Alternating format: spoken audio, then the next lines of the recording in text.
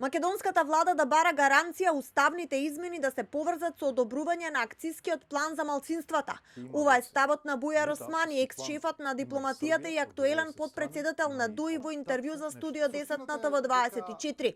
Османи стои на ставот дека двата протоколи со Бугарија не се дел од преговарачката рамка на Македонија со ЕУ и се согласува со амандманот 108 на известувачот во Европарламентот Томас Вајц за оценка на вториот протокол од страна на правната служба на Европскиот совет. Тврди дека во односите со Бугарија нема бенчмаркови или така наречени контролни точки во преговарачката рамка, освен едно прашање – акцискиот план за малцинства. За да нема веднаш вето по однос на содржината, можат уставните измени да се поврзат и со одобрување на акцискиот план. Односно, бидејќи процесот на уставни измени има три фази, нели прво гласање, второ гласање, трето гласање. Може да се врзуваат како чекори.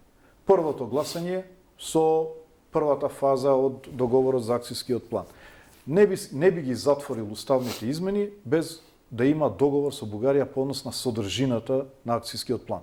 Бидејќи тука може да изгледа лошо да поминат уставните измени и веднаш Бугарија да каже немаме договор за акцискиот план. Со францускиот предлог падна најрадикалниот поглед на Бугарија кон Македонија, вели Османи. Порачува дека најтешкиот дел од преговорите со Софија било тоа што Бугарија морала да се откаже од додавките за македонскиот јазик. Буквално Бугарија не прифаќаше во преговарачката рамка да стои формулација македонски јазик.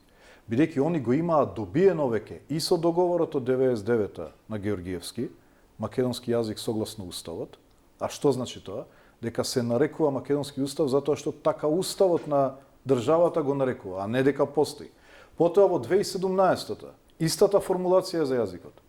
Првиот пробив да се тргне секоја додавка е во францускиот предлог.